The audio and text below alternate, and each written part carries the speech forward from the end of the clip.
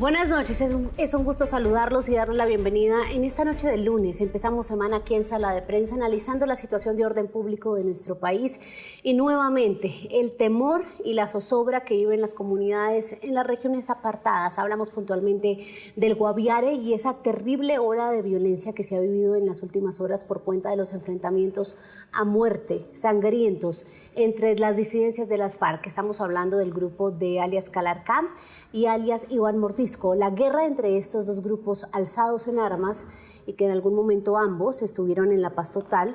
Hoy principalmente están las disidencias de alias Calarcá. Estuvieron cobijados por ese proceso de paz y hoy lo que han hecho es disputarse las rutas del narcotráfico, el poderío en esa región del país, y esa es la razón por la que estamos viendo más de 26 muertos en las últimas horas, jóvenes reclutados, combatientes de las filas de estas guerrillas. Puntualmente, los muertos de las últimas horas son de las disidencias de alias Calarcá, lo confirma el ejército, y vamos a analizar qué implicaciones tiene eso para nuestro país y también si esto viene siendo un coletazo de los resultados de la que muchos consideran mal manejada política de la paz total. Para hablar de este tema esta noche tenemos al panel de hoy, lo van a ver ustedes en pantalla. Nos acompaña Laura Bonilla, subdirectora de Parece. Es un gusto saludar a Laura. Laura, feliz año, bienvenida a Sala de Prensa. Feliz año, María Camila. Es un gusto estar aquí contigo y, por supuesto, también con todos los oyentes y los Bien. televidentes. Y los usuarios de Noticias Caracol en vivo y de Enditu también nos están viendo muchas personas a esta hora. Gabriel Cifuentes, nuestro analista político de aquí de la casa, bienvenido. Laura, María Camila, un gusto estar aquí y un saludo a toda la audiencia. Laura, yo creo que esta situación necesita contexto. Yo estaba tratando de darlo ahí porque yo creo que es importante saber qué es lo que pasa y por qué se llega a este punto de enfrentamientos mortales entre estos grupos de disidencias. Usted que está en Pares, ayúdenos por favor a contarle a la gente que se conecta hasta ahora qué es lo que está pasando y por qué estamos viendo, qué pena la expresión, pero este mar de cuerpos en el Guaviare en un fin de semana tan violento.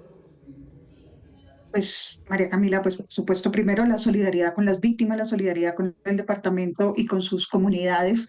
En el departamento del Guaviare y en otros departamentos aledaños, ¿qué es lo que ha pasado? Pasaron varias cosas. Lo primero es que hacía muchos años nosotros teníamos una guerrilla de las FARC que llevaba 50 años. Eso quiere decir que ya tenía un control territorial relativamente estable. Es decir, las FARC mandaban, eran las personas que ordenaban la vida práctica de las comunidades y de los departamentos. Eran como un poder de facto. Y ese poder de facto pues implicaba también regular una serie de economías, entre otras la economía del narcotráfico, pero no únicamente el narcotráfico, sino todas las actividades económicas que ocurren dentro de una región. Entonces uno regula, uno cobra un impuesto específico y las FARC mantenían cierto nivel de gobierno armado en esa zona. Salen en el 2016 las FARC y quedan unos residuos que llamamos disidencias. Esos eran muy pequeños y desafortunadamente en ese momento el Estado colombiano no tuvo la capacidad para llenar con capacidad policial, que era lo que principalmente se requería en esas zonas, pero además de tener una política de seguridad preventiva frente a la formación de nuevas disidencias. ¿Por qué lo digo? Porque posteriormente a eso, o sea, estas disidencias crecen a una tasa del 30%, 47%. Contamos nosotros las disidencias entre el 2017-18 y el 2022. Y luego, esto sin ninguna política de paz, y luego cuando el gobierno Petro, pues siguen creciendo a unas tasas del 30 y pico por ciento. Pero no es lo mismo tener 100 que 1000, o sea, hemos tenido casi que hemos duplicado el número de disidencias, o sea, de hombres y de personas armadas en las disidencias en 10 años. ¿Eso qué ha implicado? Ha implicado que han tenido acceso a mucha plata, mucha gente y muchas armas. Y en esto nosotros nos hemos enfocado solamente en que la presencia militar en territorio es eso, o sea, es como si todavía estuviéramos combatiendo a las FARC o si todavía estuviéramos negociando con las FARC. Entonces, son dos errores estratégicos que se han cometido. En primer lugar, en la guerra, estamos en el posconflicto, en prevenir la aparición de estos escenarios y posteriormente se cometen también errores en las políticas de paz. Entonces, hay dos grandes responsabilidades de los dos últimos gobiernos en que hoy estemos como estemos. Y finalmente no son solamente los gobiernos, por ejemplo, pandemia tuvo una gran responsabilidad porque Digamos que no lo sabíamos en ese momento, pero todos los niños, niñas y adolescentes que nosotros sacamos en pandemia del sistema educativo en zonas rurales donde se estaban formando estos grupos, muchos de esos niños, niñas y adolescentes nunca volvieron al sistema educativo, no tenían acceso a internet ni nada y se volvieron casi como presa fácil del reclutamiento de estos grupos. Y al mismo tiempo también crisis en distintos tipos de mercados pues hacen que para muchos niños y jóvenes estos grupos se conviertan como en una oportunidad de empleo. Ya posteriormente, con la paz total, creo que cometió un gran error la paz total y es juntar a estas disidencias en un solo grupo en los inicios de la negociación, porque de una u otra forma se crearon incentivos perversos para que empezaran a confrontarse entre ellos por el control del territorio. Y eso es lo que tenemos hoy. Dos grupos armados disputándose a muerte el control del territorio y con unas condiciones muy difíciles, porque están usando armas no convencionales que afectan mucho a civiles, están y respetando completamente a las comunidades, a las organizaciones indígenas, a las organizaciones sociales que están intentando llevar a cabo, pese a todo, ciertos ejercicios democráticos y de desarrollo en estas zonas. A ellos son a los que les matan a los líderes, están presionando todo el Estado democrático colombiano por vía de la presión armada que ejercen todos los días sobre las juntas de acción comunal. Y el último error que yo quiero señalar en esto, que digamos como Estado, es que nosotros tenemos un aparato militar así de grande que está hecho para pelear contra cierto tipo de amenazas y un aparato de protección así de chiquito.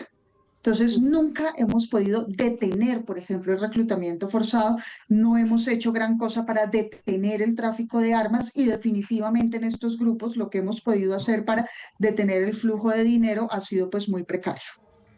Sí, y mire Gabriel, que Laura nos explicó ahí mucho el por qué estamos en este punto, pero ver esa guerra encarnizada de las disidencias por esas rutas ilegales por la Amazonía, sin ningún temor a lo que pueda ser la respuesta estatal, también es un punto muy importante para analizar aquí, ¿no cree? Son varias cosas, para no repetir además el sesudo análisis y la lectura que ha hecho Laura. Aquí ha habido como una secuencia de errores y una secuencia de errores que desde la oposición fácilmente creen que se arregla con un discurso de mano dura y quizás sí ha habido una falla latente en la política de seguridad del Estado, una disminución de las capacidades de inteligencia. La inteligencia se ha visto fuertemente golpeada en estos últimos años, pero también una desidia del Estado, porque han pasado ya 2 gobiernos en el cumplimiento de esa hoja de ruta que pretendía ser un antídoto para mitigar los efectos de un rebote de la violencia en nuestro país. Y estoy hablando específicamente de los acuerdos del 2016, que han sido muy criticados, que generan muchas pasiones, pero que de cierta manera, María Camila, sí establecían una serie de obligaciones, no solo para combatir el resurgimiento de grupos paramilitares, de disidencias, en fin, sino también para generar todo el ecosistema económico, social y político necesario y evitar o mitigar que, como pasa en cualquier clase de conflicto, este rearme pusiera en riesgo un valor fundamental como es la seguridad de los ciudadanos. Entonces yo coincido con la lectura de Laura en el sentido de decir que hubo una falla del gobierno anterior en desatender ese componente social, esos compromisos del Estado que iban justamente a la reconstrucción del tejido social, de hacer presencia más allá de llevar uniformados, y por otra parte este gobierno con una política de seguridad muy laxa, con el deterioro de la inteligencia y también con un marco de paz total que bajó la guardia del Estado frente a la lucha de las amenazas. Y hay otro elemento importante, estamos hablando de lo que pasó en el Guaviare, pero es que uno no puede tampoco desconocer que los problemas fronterizos, la expansión de las economías ilegales del otro lado de la frontera, donde hay un santuario para disidencias, guerrillas del ELN, también es un factor determinante que le ha permitido, como bien decía Laura, a las disidencias duplicarse. Y la solución a este problema no es tan sencillo, no es una solución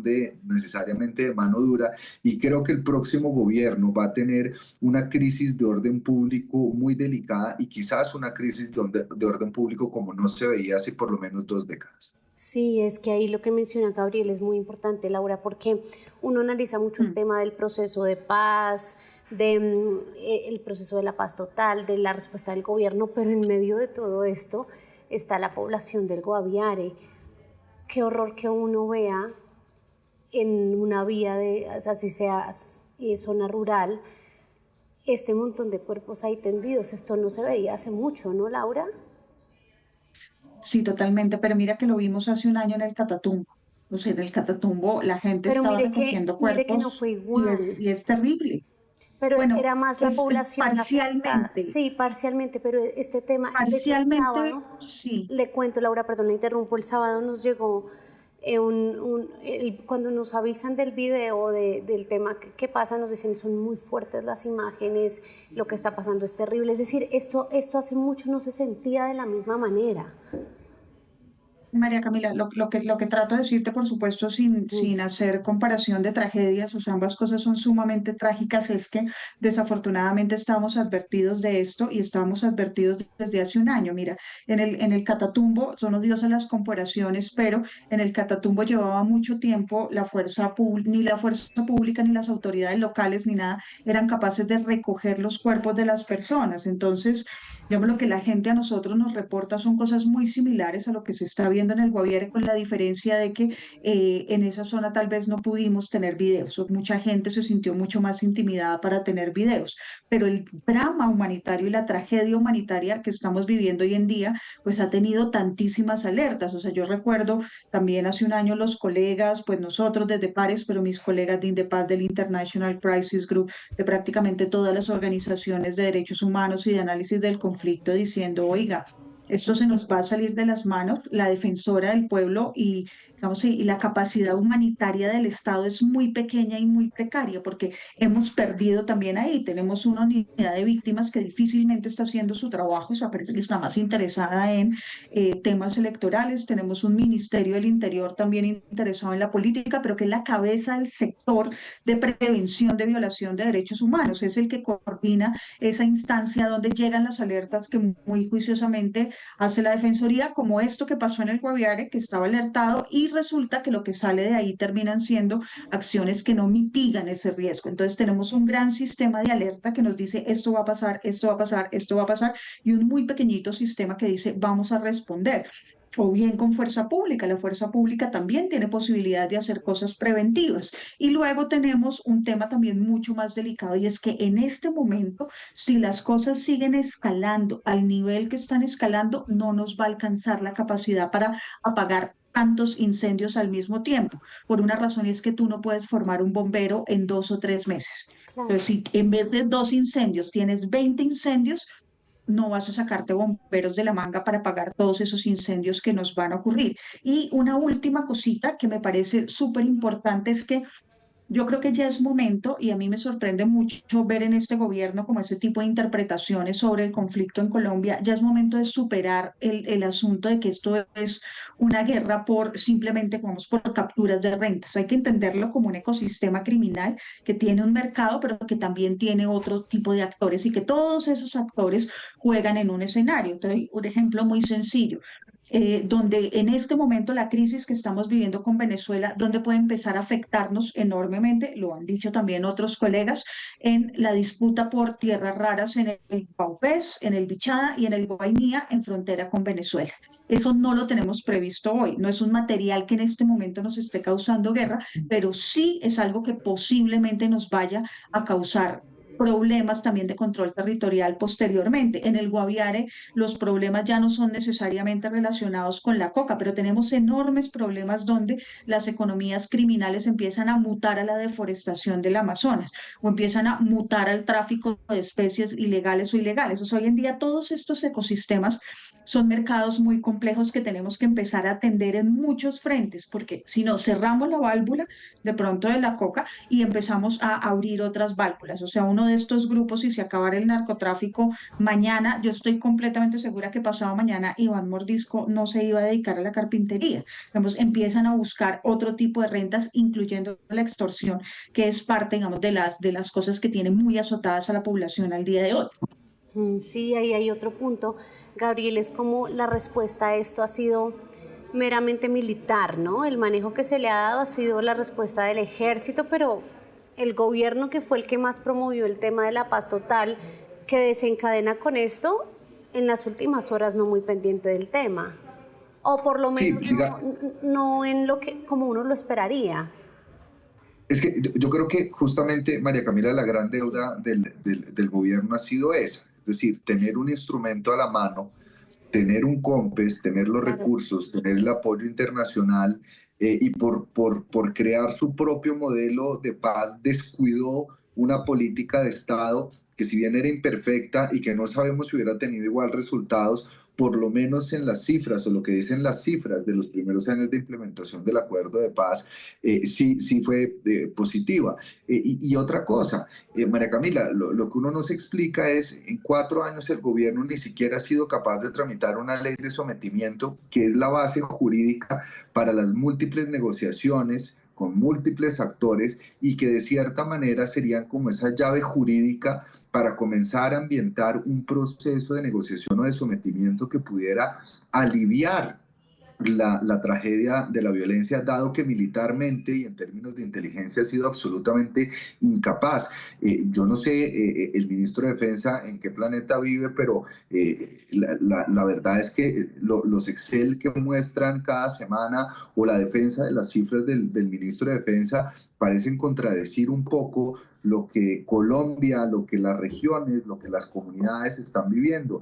Vemos escenas de, como lo decía Laura, el mayor desplazamiento en 15 años en el Catatumbo, 60.000 personas desplazadas, esta masacre en el Guaviare, la instrumentalización de comunidades campesinas que hacen prácticamente inviables las operaciones militares en muchos territorios. Se demoraron 2 años para tomarse un corregimiento en el Cauca. La situación de orden pública es delicada, y parece que el gobierno todavía no encontró la fórmula, no solo para aterrizar las negociaciones y los procesos de sometimiento, que son fundamentales, porque esta no es una guerra que se va a ganar con las armas ni con las balas, sino con procesos sociales de Exacto. transformaciones profundas en el territorio, pero fue incapaz en materia de seguridad, y fue incapaz en materia política, y fue incapaz en materia social. Entonces, estamos viendo es como un cóctel de incapacidades que han objetivamente, y estas son las cifras no solo de pares, sino de las organizaciones que le hacen seguimiento al conflicto, un deterioro ostensible, real y objetivo de la situación de orden público en los territorios y en las ciudades, porque hay dinámicas que son distintas, pero hay dinámicas que también se comparten. Es como un virus que se va expandiendo, y en la medida en que haya economías ilegales, un flujo de armas, que haya flujo de recursos, lavado, corrupción, eso afecta no solo en las zonas rurales y la Colombia profunda, eso afecta el ecosistema de Claro. seguridad en Colombia, tanto en las zonas rurales como en las zonas urbanas. Sí, y es que yo le soy sincera, como que con imágenes así, uno no habla tanto como de deterioro o de que se ignoraron las alarmas o de lo que viene, sino que uno con esto siente, y la sensación de la gente es que esto aquí ya se salió de control. O sea, esto, es decir, imagínense cómo habrían sido los enfrentamientos por horas de estos dos grupos para que terminen esos 26 cuerpos así de esa Pero, pero, manera. pero María Camila, y aquí me puede corregir Laura, yo no soy devoto del fatalismo. En 1998 las FARC se tomaron una capital departamental por 3 días, que fue la toma de Mitú. No, Había total. 15.000 Pero el hombres en punto es armas. que Es decir, esperábamos nunca volver a ver eso. claro, estamos de acuerdo, ha habido Y un menos deterioro y ahorita, un Gabriel, menos retroceso. ahorita. Claro, pero el punto es, María Camila, que yo creo que la situación es crítica, pero no es una situación de no retorno. Esto requiere es un compromiso del Estado, de todas las instituciones, requiere un compromiso social, se requieren acuerdos políticos y una política de seguridad firme. Eso sí, es indudable, pero una política de seguridad que esté acompañada de políticas sociales, que ponga en marcha la restitución de tierras, las políticas de sustitución de cultivos ilícitos, que verdaderamente lleve el Estado a las regiones. Es que fíjese, usted decía algo muy interesante, se demoraron 2 días para llegar en medicina legal. Imagínense, son territorios inaccesibles para el Mm. Estado. Estos grupos pululan y estos grupos florecen donde no hay Estado, y Estado no es un pelotón militar. Estado es la oferta y la garantía en el acceso a los derechos más básicos, la protección de las Claro. condiciones sociales más básicas de las comunidades, y eso no lo estamos viendo. Sí, lo que hablamos siempre, que todo está así en el Catatumbo, en todo lado, es porque no hay inversión para el desarrollo de esas regiones. Laura, la escucho sobre aquí estos planteamientos que hicimos Gabriel y yo, que no sabemos tanto del tema como usted.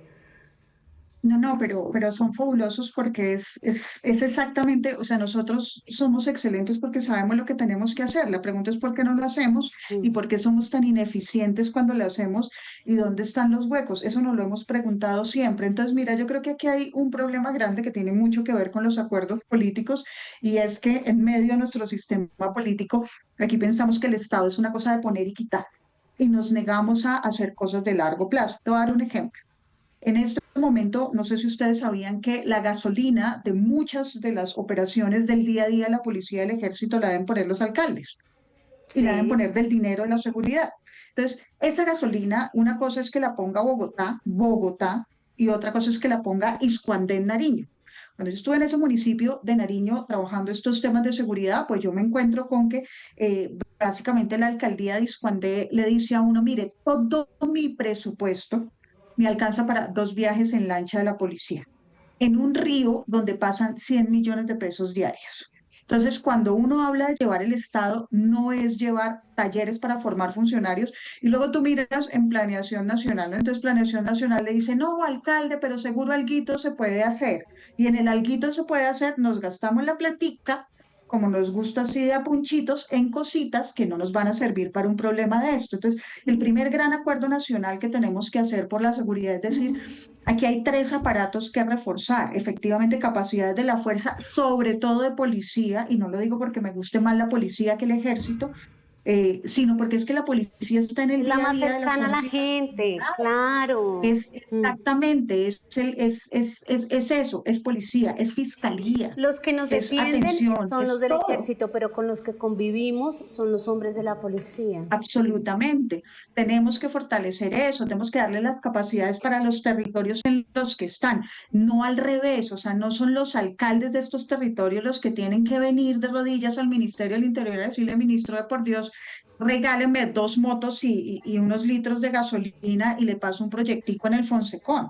Es el Estado colombiano el que tiene que decir, en estos municipios necesito capacidad porque son estratégicos para la seguridad y la convivencia ciudadana y estratégicos para el país. Y eso sí nos implica, digamos que hacerle un poquito la vida difícil a ciertos políticos y hacerle un poquito la vida difícil al Congreso de la República para que no se, digamos, la seguridad no puede ser una transacción de votos ni una transacción política. Entonces, en eso lo que es aparato de justicia, fiscalía, jueces en territorio y policía y obviamente pues las Fuerzas Armadas tienen que entrar cuando tengan que entrar, pues eso es lo que eso es la base del Estado que necesitamos en este momento.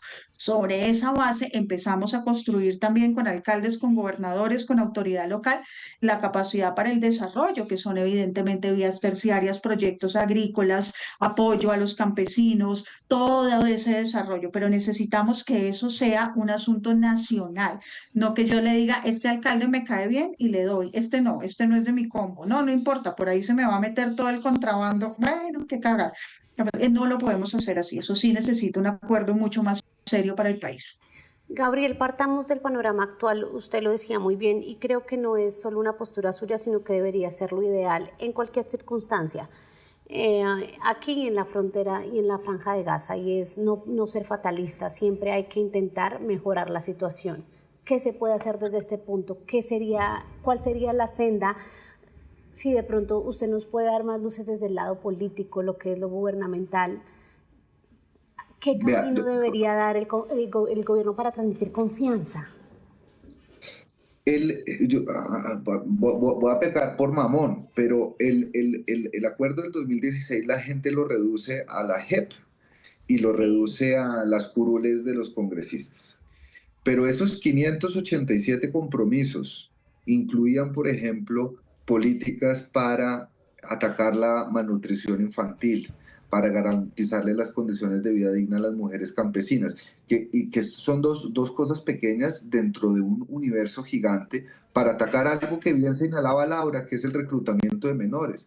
En esas familias rurales, pobres, desprotegidas, donde los menores no tienen acceso a la educación, donde no tienen acceso a ningún, son presa fácil de los grupos armados. E incluso, y no sé si esta era una cifra de pares, María Camila, cuando se hacía el estudio de la conformación demográfica de los nuevos grupos, la mayoría de los miembros de estas bandas son de 18 a 24 años. Eso quiere decir que no son las FARC recicladas, son nuevos miembros que han salido de un mercado, de una comunidad empobrecida, donde no hay Estado, donde no hay seguridad. Entonces, ¿a qué voy con este punto?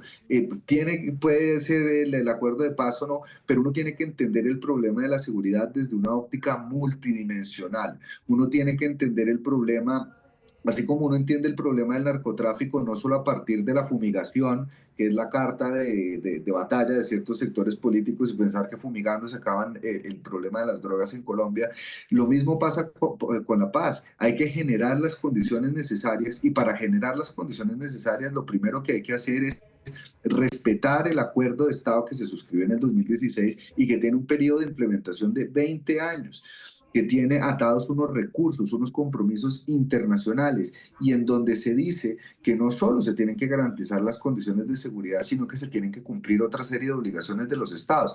Véase los famosos PEDETs, que son esos planes de desarrollo con enfoque territorial en 187 municipios particularmente afectados por la violencia, donde la comunidad es la que dice qué es lo que necesita. Necesita una vía terciaria, necesita una despulpadora, necesita un punto de acopio, necesita un colegio. En fin, yo creo que la inseguridad se combate es copando los espacios que hoy están ocupando los actores criminales, y copando esos espacios no es simplemente comprar una batería antidrones, María Camila. Copar esos espacios significa ejercer la legalidad en toda su amplitud, y para eso el acuerdo que se tiene que llegar, obviamente es un acuerdo político, pasa también por el respeto de la Constitución, de la ley y de lo que ya está acordado. No se necesita una ley nueva, María Camila, no se necesita que nos inventemos el agua tibia, los instrumentos están, hace falta voluntad política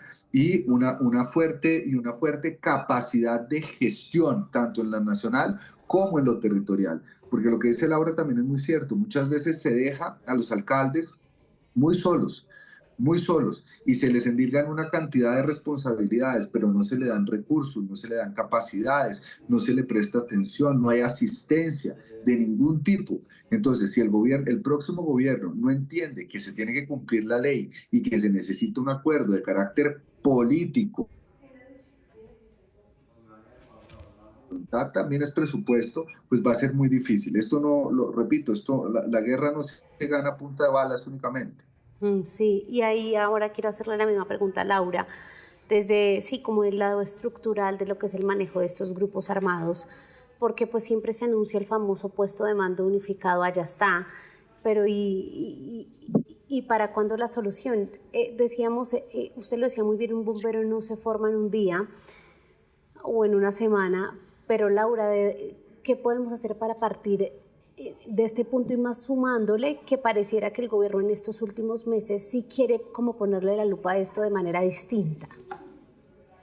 Sí, eso, mira, yo voy a poner un punto positivo, pues porque estamos empezando año y hay necesidad, la gente también necesita escuchar cosas positivas, y es, mira, yo creo que nosotros, si hay algo que en lo que podemos tener un consenso político importante en el próximo gobierno, sea cual sea, es que la seguridad es una prioridad, y la seguridad efectivamente, o sea, candidato que te diga que su propuesta de seguridad es más seguridad, pues no, pero sí hay una ventana de oportunidad, y hay una ventana de oportunidad también para medios, para sociedad civil, para todo, para poner estas cosas en el centro del debate. Por ejemplo, yo no sé si han visto los resultados de los puestos de mando unificados. Cuando llegamos a ese punto, entonces empiezan todas las transacciones políticas como a arruinar las necesidades de resultado que tenemos, lo que Gabriel llama gestión. Entonces, eso es algo que se puede corregir y efectivamente se puede corregir con las herramientas que tenemos. Lo que te digo de las alertas tempranas, el problema no son las alertas tempranas, pero tú coges, nosotros hicimos un análisis de toda la alerta temprana en el Catatumbo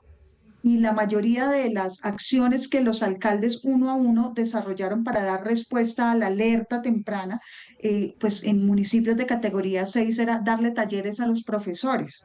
Claramente tú no vas a detener el reclutamiento forzado si los profesores tienen más talleres. ¿Sí? O si los profesores o las familias entienden la importancia de prevenir el reclutamiento, no tienen la Claro. capacidad, pero tal vez si yo junto a ese grupo de alcaldes y si yo como Ministerio del Interior me tomo en serio el trabajo de prevención de violación de derechos humanos y empiezo ahí sí a generar y dice, bueno, en este grupo de municipios colindantes creemos un fondo, creemos una cosa que de verdad tenga impacto, independientemente de que la Defensoría me advierta o no. Entonces, ese sistema, por ejemplo, que sí necesita muchos cambios, también tiene muchas ventanas de oportunidad. Igualmente, tienen muchas ventanas de oportunidad. Yo creo que en este momento todos los candidatos para empezar a conversar con la gente, con nosotros, con todo, también para que se quiten un poquito la idea de la cabeza de que lo mejor para la gente del Cauca es bombardear el Cauca, que pues por ese lado no nos va a ir nada bien. Sí, pues Laura y Gabriel, desafortunadamente se nos acabó el tiempo y miren que todo esto se da. Gabriel, quizás nos queda un minuto para escucharlo a usted sobre esto, y es que mire que todo esto se da en medio de esa reunión de los gobernadores con el gobierno en el que, entre otras cosas, sí, la queja es los nuevos impuestos que les quieren imponer con el decreto de emergencia económica, pero el tema de fondo es que ellos sienten que hay muy poco respaldo desde el eje central a sus regiones y que les quieren de hecho afectar la única de las rentas que ellos pueden manejar. Y ahí es como un círculo vicioso y una problemática que si usted agranda el panorama, pues se reduce a eso, a la inversión en las regiones y cómo están luchando en las regiones con las uñas los gobernadores. Con un agravante que ha pasado en este gobierno y en todos los demás, y es que se politiza la relación Estado-Nación. Lo que dijo Laura, que le entregó a tal porque es mi amigo, Sí, sí. se politiza, entonces, pero se politiza de ambas vías, ¿no? Porque Sí. ahorita yo creo que también, y estando de acuerdo con los reclamos que hacen los gobernadores, uno no puede desatar esta rebeldía, estas críticas, este conato de insurrección de los gobernadores del escenario electoral y del escenario político. Es decir, claramente que hay unos reclamos justificados, sustentados, argumentados, pero también estamos enfrentándonos en un año electoral donde el pulso se mide en cada mesa de discusión que se tiene entre el gobierno y las regiones.